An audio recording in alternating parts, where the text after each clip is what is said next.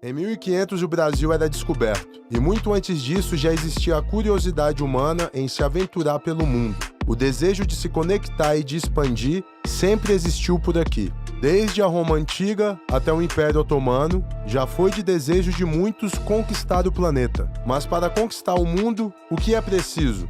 Acho que todos devem ter pensado em dinheiro e como fazer dinheiro suficiente para isso. Os homens mais ricos conhecidos da atualidade são homens que investiram em tecnologia e na última revolução humana, como Bill Gates, Steve Jobs, Mark Zuckerberg e Jeff Bezos. Todos eles fazem parte de uma lista seleta de proprietários de empresas que valem $1 trilhão. Mas por trás de todo esse dinheiro existe uma fórmula que parece se repetir. Quem tem poder, consegue mais poder e consegue mais rápido. Quem tem pouco poder acaba ficando cada vez mais afastado e as realidades cada vez mais distantes. Com isso, temos algumas poucas famílias no mundo que unidas detêm o poder sobre quase 100% do mundo, direta ou indiretamente. Essas famílias, em alguns dos casos, já existem há séculos e mantêm conexões que de alguma forma podem controlar o mundo, decidindo o futuro de tudo. No vídeo de hoje, falaremos sobre a nova ordem mundial, uma série de fatos e teorias que muitos de vocês pediram ao canal.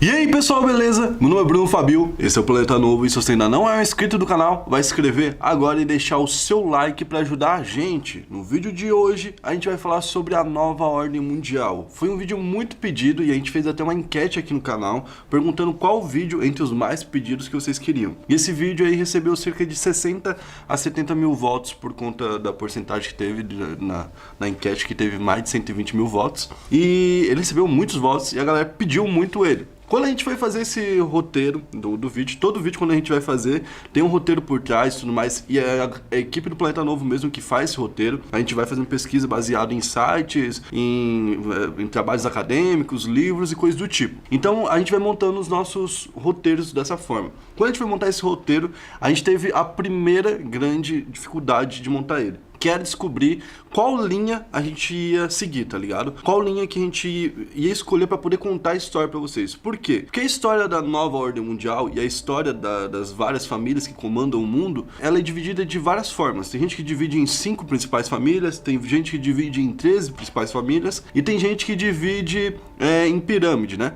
Podemos dizer assim. Mas tudo isso é originário basicamente da mesma teoria, que é uma teoria que vem de um livro, que é o livro Bloodlines of the Illuminati, ou a linha de sangue dos Illuminati, que conta como que a pirâmide das famílias funciona. E agora a gente vai explicar para vocês a teoria das 13 famílias baseado nesse livro, que é do escritor Fritz Springmeier. Então a gente vai contar agora para vocês a teoria das 13 famílias que estariam por trás do domínio do mundo. Se você gosta desse tipo de vídeo, já vai deixando seu like, deixa bastante like aí. Qual vai ser a meta de like de hoje? Acho que a gente pode pedir uns 40 mil em 24. Pô, é um vídeo legal. 40 mil likes em 24 horas, então já deixa bastante like. Deixa mesmo, cara, pra ajudar a gente aí que dá um trabalho pra fazer isso aqui, tá? Pra explicar a pirâmide pra vocês, eu tenho que explicar como ela funciona. Imagina que a pirâmide é tipo o Poço. Lembra do filme O Poço? Se você não viu o filme O Poço, eu vou explicar pra você. Basicamente, as pessoas que estão embaixo dessa pirâmide, elas acabam não tendo muito poder. E elas não têm muitas opções. Elas estão lá no final. E quem tá no final, tá pior. Cada camada acima manda nas camadas abaixo, entendeu? E essas camadas têm poder sobre as de baixo e cada camada superior tem menos pessoas. Ou seja, quanto mais acima e quanto mais poder tem, menos pessoas tem. No final, a gente chega a um número de 13 famílias que estariam com o poder total do mundo. Seria isso.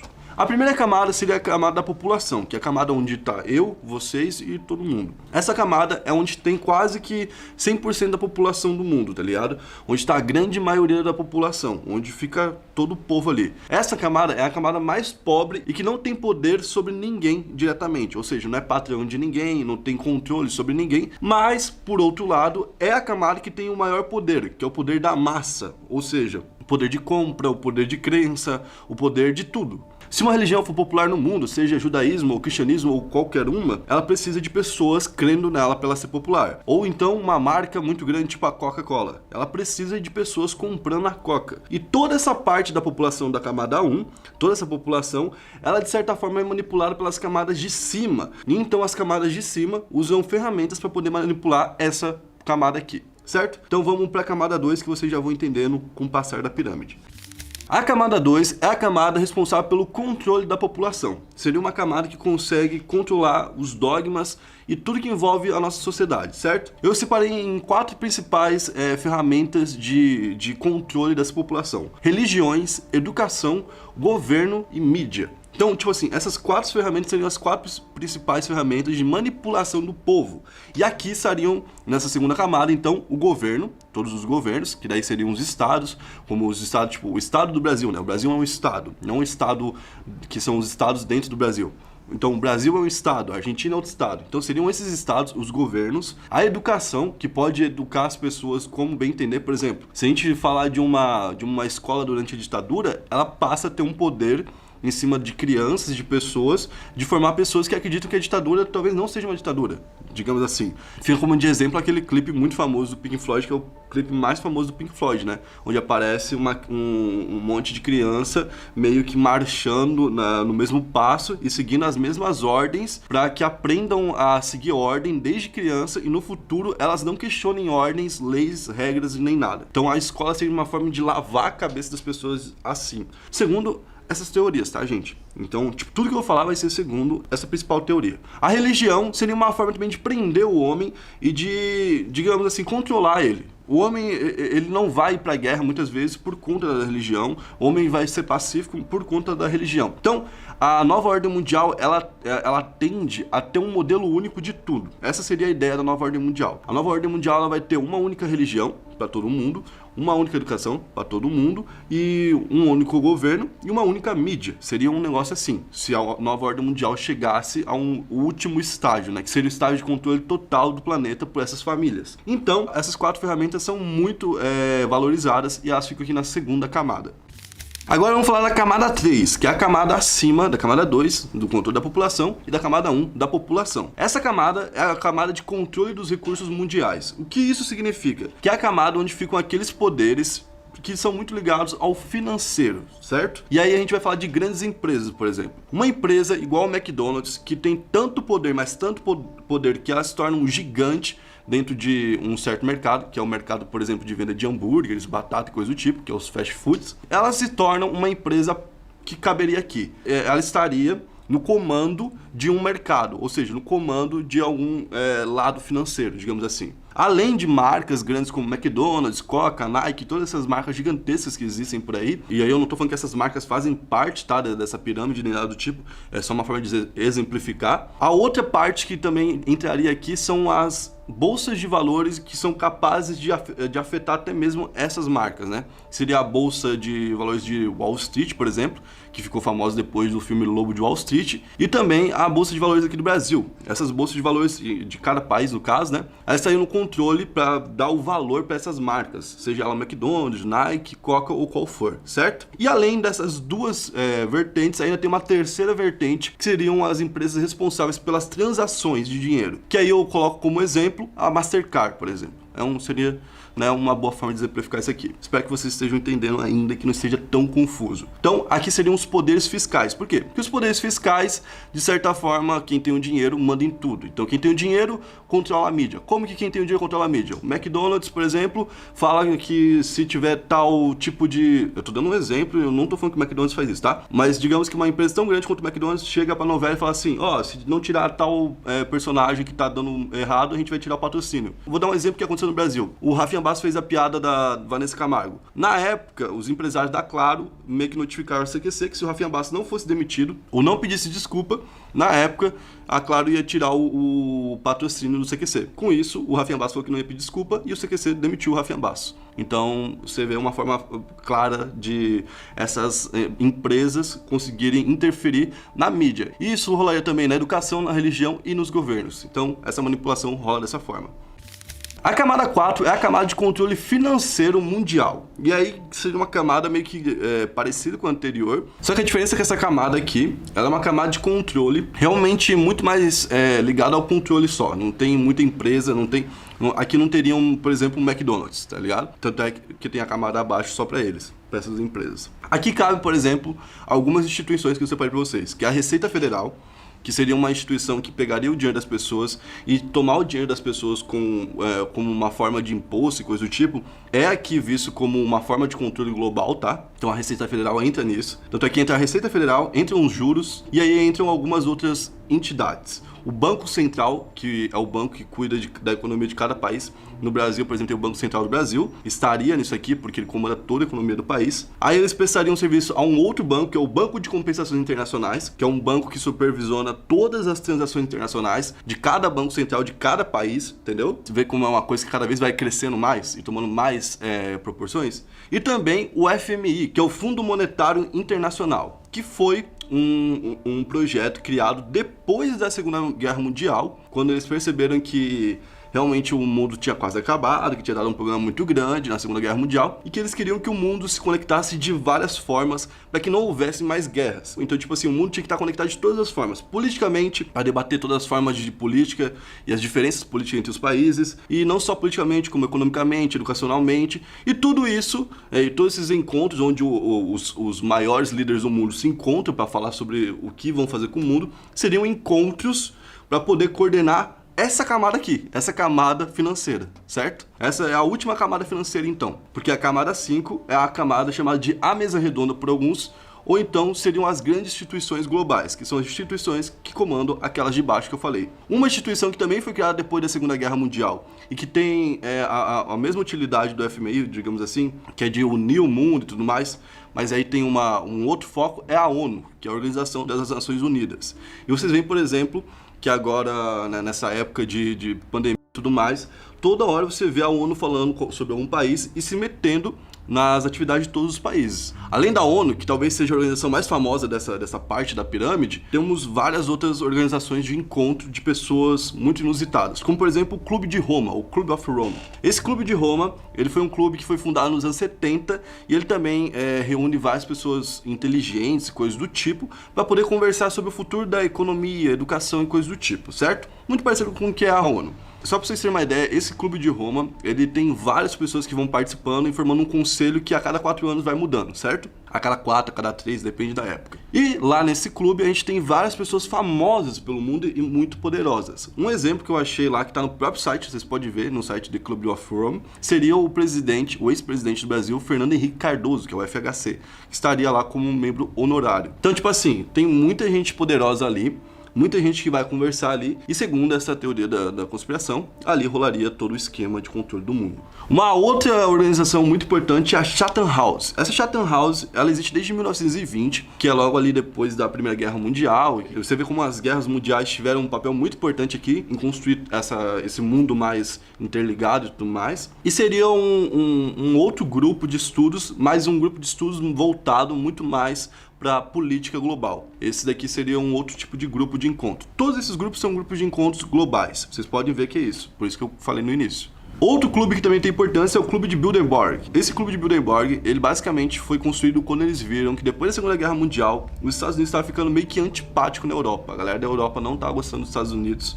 E uma galera dos Estados Unidos que estava na Europa na época viu isso e criou o Clube de Bilderberg para poder juntar a Europa aos Estados Unidos, assim, culturalmente falando, de certa forma, aproximar, né? E um outro órgão que estaria nisso tudo, que seria o último órgão dessa camada, seria o Conselho de Relações Exteriores, que foi criado também na década de 20, você vê que até as datas meio que se batem, de certa forma, e foi criado em Nova York para poder compreender todas as relações exteriores que rolariam com os Estados Unidos naquela época, certo? Então, esse é o fim da quinta camada, que são as organizações globais que mandam nas organizações financeiras internacionais, que mandam nas organizações financeiras menores, que mandam naquelas outras organizações que mandam a população, que mandam a população. Então, tipo, você vai vendo que um manda no outro, né? A camada 6, que seria uma das últimas camadas já, é a camada do Comitê dos 300. O que seria o Comitê dos 300? O Comitê dos 300 surgiu em 1700, no início das conexões dessas famílias aqui, e no início do poder de uma das principais famílias, se não for a principal família, que é a Rothschild. Na época, a família Rothschild estava meio que controlando o mundo, e eu já vou explicar isso pra vocês logo quando eu terminar de explicar essa pirâmide, tá certo? E a família Rothschild, dominando de certa forma a economia global, montou um comitê que era o Comitê dos 300, que eram 300 pessoas que juntas tinham uma boa parte do poder global. E ali surgiu esse grupo, que seria um grupo que mandaria em tudo isso, que mandaria na ONU, que mandaria em todos esses outros grupos globais e que mandaria em todo o resto. Aí você fala, e na 7ª camada? Já que esses caras poderosos estão ali no Comitê dos 300, quem tá na 7ª camada? Na 7ª camada só cabem as 13 famílias, que são as famílias que mandam no mundo. Eu vou ler pra vocês o nome delas aqui rapidinho. A primeira seria a família Rothschild, a segunda a família Astor, depois a família Bundy, família Rockefeller, família Collins, Van Deuy, família Onassis, família Lee, família DuPont, família Russell, família Freeman, família Cavendish, dinastia Merovingia e a família Bush, que seria uma das famílias mais jovens, porque vocês podem ver que a família Bush, inclusive, ela ocupa a 14ª posição, né? Que seria uma família mais jovem que entraria nesse poder. E não teria só a família Bush, aí teriam outras novas famílias, que seriam as subfamílias que têm o poder abaixo somente dessas 13 grandes famílias, tá? A teoria diz o quê? Que Jesus teve 12 apóstolos, certo? Jesus teve 12 companheiros ao lado dele, e por isso Satanás teria 12 companheiros. Cada um desses companheiros formou uma grande família, e seriam as 12 famílias ao lado de Satanás. E quem então seria a 13ª família? Seria a própria família de Satanás. Então, essa seria uma teoria onde todas essas famílias grandiosas se conectam para poder comandar todo mundo e teria esse pacto por trás que envolveria Satanás então, certo? E aí você fala assim, tá, mas dessas 13 famílias, existe alguma família que se destaca? Sim, existem 5 famílias que têm grande destaque. A família Rothschild, a família Rockefeller, a família DuPont, a família Astor e a família Bush, que seria uma família recente, mas que teria muito poder também. Pra vocês terem uma ideia, essa família Rothschild, que seria a mais poderosa de todas, ela já foi considerada a família mais poderosa do mundo mesmo. E quando ela surgiu lá no início, ela surgiu como uma família de um único banqueiro. Quando surgiu essa primeira família, lá nos anos de 1700, o chefe dessa família formou um banco. E quando ele estava para morrer, ele passou o banco ali para os filhos. Ele tinha 5 filhos. Os 5 filhos começaram a cuidar desse banco e cuidaram muito bem do banco.